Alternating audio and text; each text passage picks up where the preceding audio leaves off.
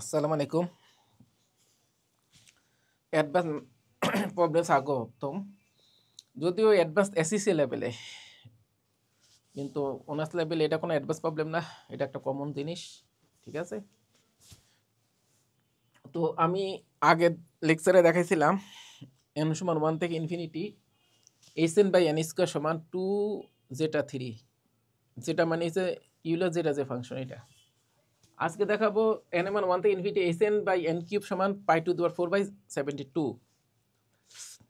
Basically এই সিরিজগুলির নাম আছে, এটাকে বলে ইউলার সাম বলে, ইউলার ফরম্যাটের সাম বলে এটাকে।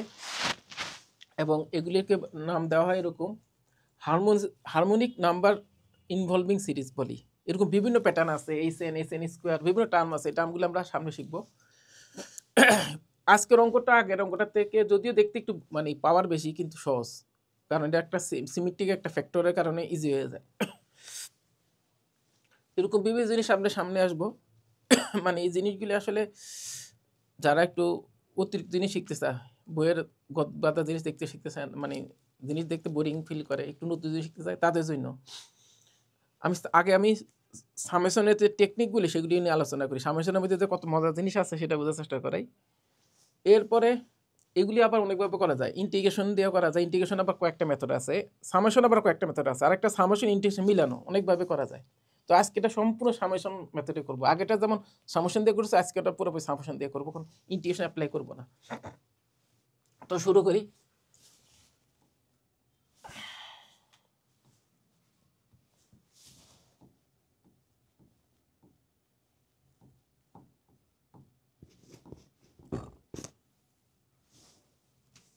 কি বলছে, সামেশন অফ এন এম 1 থেকে infinity h n by n cube, h n by n cube সমান কত? পাই টু দেওয়ার 4/72 দেখাইতে হবে। তার আগে আমাদের এইচ এনটাকে আমি কি করব সেটা আগের দিন দেখাইছি, তারপর একটু বলে দিই। এইচ এন সমান আমরা এবার লিখতে পারি, সেটা হচ্ছে এরকম, সামেশন অফ কে সমান 1 থেকে infinity 1/k minus 1/n plus কে, এবার লেখা যায়। এটাকে যদি আর একটু সহজ করে লিখি, এভাবেও লেখা যায়, কে সমান 1 থেকে ইনফিনিটি, এখানে হবে n, এখানে কে, n প্লাস কে। ঠিক আছে, আরও সহজে কি লেখা যায়, এনটাই বাইরে নিয়ে আসতে পারি। এনটা যদি বাইরে নিয়ে আসি তাহলে এইচ এন বাই এন আসে। দেখো এটা পরে লাইনে লিখি, এখানে লেখা দরকার নেই। এই যে এইচ এন বাই এন সমান লেখা যায় কে সমান 1 থেকে ইনফিনিটি 1/k n প্লাস কে। এই জিনিসটা আমরা ডাইরেক্ট লিখতে পারি।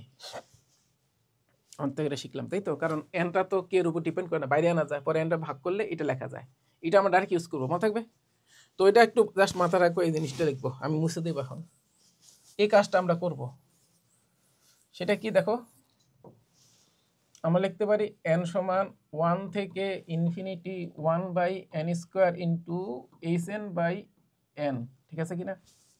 এখন এই এইচ এন বাই এন মানে যেটা লিখছি ওটা, এটা যেটা লিখছি এটা লিখবো। কি লিখবো দেখো, এন সমান 1 থেকে infinity 1/n square summation of k সমান 1 থেকে n 1/k into first bracket n plus k, এটা লেখা যায়।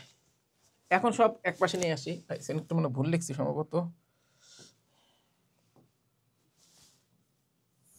এটা কাটা, ইনফিনি হবে, সরি।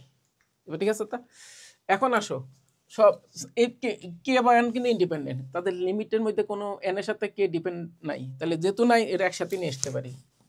অর্থাৎ এন সমান 1 থেকে ইনফিনিটি একটা পার্ট, কে এর মান 1 থেকে ইনফিনিটি একসাথে নিয়ে আসলাম, আর এটা গুণ করলে কি পাই, n square k n plus k, তাই না? এখন আসো টেকনিকটা কি, এটা সিমেট্রিক টেকনিক। সেটা কি, এন এর জায়গা থেকে কে জায়গায় এন আমি ইন্টারচেঞ্জ করবো। ধরো আমি এটা করলাম রাফের মতো করে বর্মিশা দিব। সেটা কি, ধরো আমি এভাবে লিখি, সামেশন অফ এন এর জায়গাতে কে বসাই, কে জায়গাতে আমি এন প্রতিস্থাপন করি। দেখো যেহেতু এটা প্রতীক বা সিম্বল বা প্রতীকে আমি যদি ইন্টারচেঞ্জ করি তাতে কিন্তু আমাদের এরিয়ার ক্ষেত্রে কোনো মানে সরি সমষ্টির ক্ষেত্রে বা সামেশনের ক্ষেত্রে কোনো ইফেক্ট পড়ে না।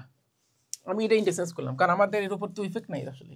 অর্থাৎ আমি এখানে লিখলাম কে, এখানে লিখলাম এন, এখানে এন, এখানে হয়ে গেল কি কে, এখানে হয়ে গেল এন। কোনো সমস্যা আছে? নাই। অর্থাৎ বেসিক্যালি এটা করার ফলে কি হলো দেখো, আলটিমেটলি আমি যদি এটা ইন্টারচেঞ্জ করি কোন সামেশনের কোনো পরিবর্তন নেই। অর্থাৎ এইটা যে কথা এই সামেশন এই প্যাটার্নটা সেম। আমি আগে পরে করলে কোনো সমস্যা নেই কারণ এর মধ্যে এন এমান ওয়ান থেকে কে বা এন এমান কে থেকে ইনফিনিটি কিছু দেওয়া নাই, সব পুরো ইন্ডিপেন্ডেন্ট দুইটা সামেশন এবং দুটো প্যাটার্নও সেম, ওয়ান থেকে ইনফিনিটি, এটা ওয়ান থেকে ইনফিনিটি, তাই না? তাহলে এটা যদি ইন্টারচেঞ্জ করি এটা হবে। আর এটাকে সাদায় লিখলে তো এন প্লাস কে কথা কে প্লাস এন এই কথা, পার্থক্য খালি এই দুইটার ভিতরে, আরও পার্থক্য নেই। পার্থক্য এখানে এন স্কোয়ার কে স্কোয়ার এন। তাহলে দেখো আমি এন করবো কি, এটা সাজায় লিখবো এন কে স্কোয়ার লিখবো, সমস্যা তো নাই। তাহলে আমি এখন কী করবো দেখো, সরাসরি কি লিখতে পারি দেখো, এটা যে কথা আমি এটা কি লিখতে পারি না, এন এন সমান ওয়ান থেকে ইনফিনিটি, কে সমান ওয়ান থেকে ইনফিনিটি, এখানে লিখলাম কত এন কে স্কোয়ার ইন্টারচেঞ্জ করার কারণে, এখানে এন প্লাস কে সাদায় লেখার কারণে, কি বোঝা নেই? বাস্তব কে প্লাস এন সাদায় লিখলে তো এটাই হয়, এখানে এন কে স্কোয়ার সাদায় লিখলে এটা হয়। অর্থাৎ এটার যে মান এটারও সেম মান। যদি আমি এটাকে আই কল্পনা করি এটাও কি আই। অর্থাৎ এরকম যদি ঘটনা ঘটে এ সমান বি সমান সি আসে, আমি লিখতে পারি এ প্লাস বি বাই টু যে কথা এ সমান বি সমান সি, কি একই কথা না? এই ধরো সিটা না আনলাম না, সি নিয়ে দরকার নেই, এমন ক্ষেত্রে সি নিয়ে আসতো, এরকম ঘটনা হতে পারে। ধর এই দুটো সমান হয়, এ প্লাস বি বাই টু সমান এ সমান বি সমান, তাহলে এটা যদি হয় এটা এ এটা বি যদি হয়, তো এদের যোগফলের গড় মানে অ্যাভারেজ অবশ্যই এই দুটো সমান একই মান।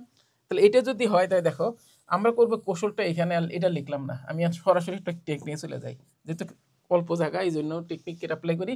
হাফ ইন্টু কি লিখলাম, এন এর মান ওয়ান থেকে ইনফিনিটি, কে এর মান কত ওয়ান থেকে ইনফিনিটি, আমি লিখলাম n square k n plus k plus n k square n plus K.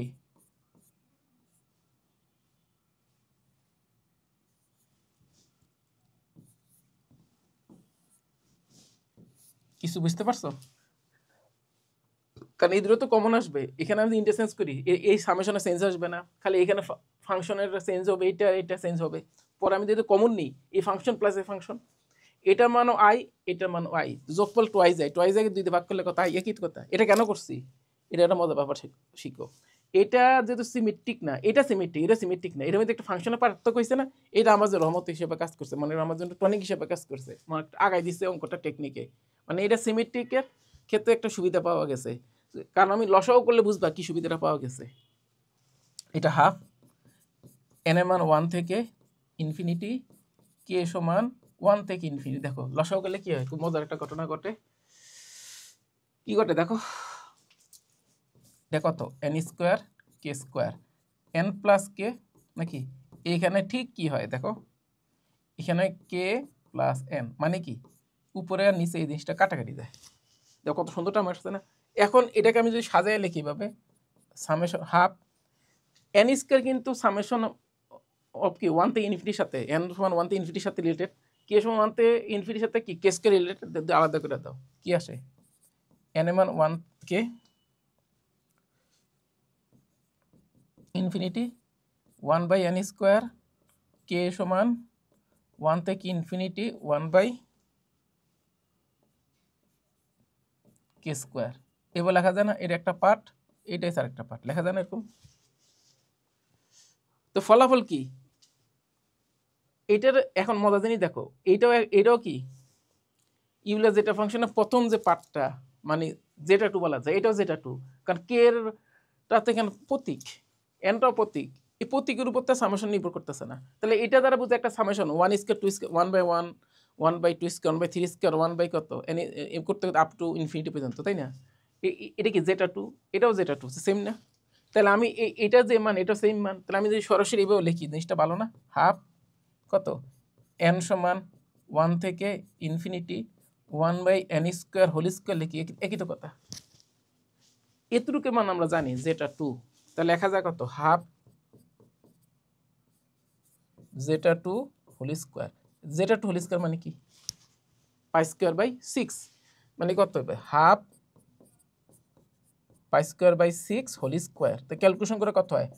Pi two the power 4 by 72 হয়ে গেছে না? এই আমাদের লেফট হ্যান্ড সাইড থেকে শুরু করছি, রাইট হ্যান্ড সাইডে আমি শেষ করছি, তাই তো? এটা রাইট হ্যান্ড সাইড। কি প্রমাণ হয়ে গেছে না?